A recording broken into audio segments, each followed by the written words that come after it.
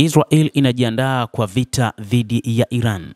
Katika kikao cha faragha cha hivi majuzi cha kamati ya bunge la Israel kuhusu mambo ya nje na ulinzi, maafisa wakuu wa IDF walitoa maelezo mafupi kuhusu utayarifu wa nchi hiyo kwa uwezekano wa duru mpya ya mzozo dhidi ya Iran.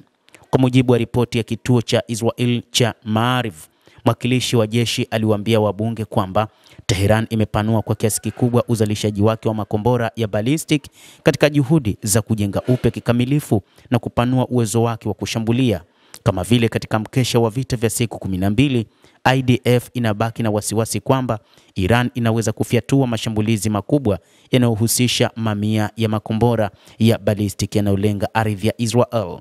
Katika kipindi cha mwezi uliopita, vyombo vya habari vikuu vya Magharibi vimekuwa vikisambaza taarifa na utabiri unaozidi kuwa mbaya kuhusu kuongezeka kwa kasi kati ya Israel pamoja na Iran. Hata hivyo, Iran yenyewe imekuwa ikieleza mara kadhaa kwamba imejipanga vilivyo na ipo tayari kwa ajili ya kufanya mashambulizi ikiwa Israel itaamua kuanzisha vita vingine. Gazeti la New York Times limewanukuu maafisa wa Marekani na wachambuzi huru.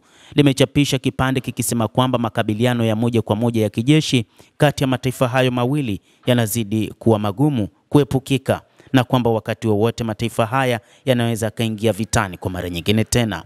Kulingana na gazeti la Times, pande zote mbili zinaweka uwezo wa kijeshi kwa haraka na kupanua mipaka ya wakala na kujitenga zaidi na njia yoyote ya maana ya kidiplomasia, hali ambayo kwa pamoja zinasukuma hatari ya vita vya wazi kuwa juu zaidi kwa wiki. Taarifa hizo zinaunganisha mivutano na sasa kumalizika kwa mkataba wa nyuklia wa mwaka 2015, mpango kamili wa utekelezaji wa pamoja ambao ulikoma rasmi kuwepo Oktoba mwaka huu.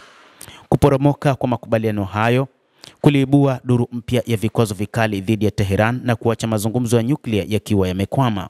Gazeti la Times pia linaripoti kwamba wakati Tehran inasisitiza kuwa imeharibu hifadhi zote za uranium iliyorutubishwa sana, maafisa wa Israel wanasalia na imani kwamba sehemu za nyenzo hizo zilihamishwa kimya kimya hadi maeneo salama. Mataifa ya Ghuba kupitia gazeti hilo wameongeza wakisema kwamba eneo hilo linazidi kuwa na wasiwasi kwamba mashambulizi yoyote yanaweza yakatokea kutoka Israel dhidi ya Iran. Ni swali la ni lini, sio ikiwa. Kwa mtazamo wa Israel, mpango wa nyuklia wa Iran unawakilisha tishio lililopo kufanya chaguo la shambulizi la kijeshi lionekane sio la kudhania lakini karibu kuepukika. Moja kati ya kazi kubwa inayofanywa na pande zote mbili ni vita vya kijasusi.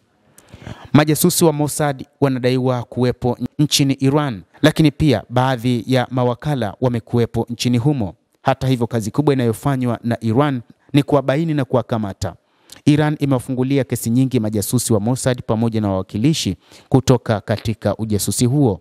Hata hivyo, kesi nyingi wakati huu zimefikia hatua majasusi hao kunyongwa kutokana na hukumu za mahakama za nchini Iran. Hata hivyo, kwa upande wa Iran inadaiwa pia ina majasusi wengi huko Tel Aviv na kwingineko. Majasusi wengi wa Iran wanadaiwa kwamba wapo katika maeneo yanayokaliwa kwa mabavu ni Palestina, maeneo ya Wapalestina hasa ukingo wa Magharibi.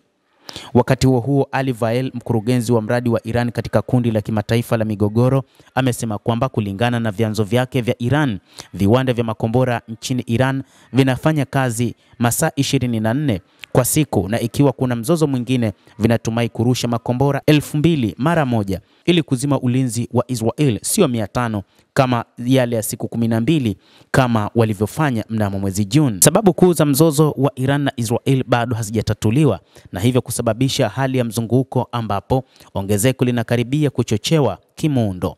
Mhimili wa upinzani wa Tehran uliokusanywa kwa uangalifu kwa miongo kadhaa ulipata hasara kubwa wakati wa vita vya siku 12 na hasa baada ya mabadiliko ya serikali mwaka uliopita nchini Syria ambayo kwa kiasi fulani yalivunja mtandao wa Iran. Bado Iran inabaki na mali muhimu za kikanda: vuguvugu la Ansarullah kwa maana ya Wahuthi wa Yemen, kundi la wapiganaji la Hizbullah nchini Lebanon na kundi la wanamgambo wa Kishia nchini Iraq pamoja na wapiganaji wa Palestina Hamas. Kwa pamoja wanaruhusu Tehran kudumisha aina ya mifumo ya kujilinda. Iran inafanya kazi kwa tahadhari kubwa chini ya dhana kwamba Israel itaendelea kushinikiza hadi mpango wa nyuklia wa nchi hiyo urejeshwe kikamilifu. Mtazamaji, na wewe pia una nafasi ya kulike, una nafasi ya kucomment, kadhalika na kusubscribe channel yetu hii. Utapata habari hizi kwa mapana kupitia hapa The World News. Mimi ni Adam Hussein, endelea kuwa nasi wakati wote, endelea kutufuatilia.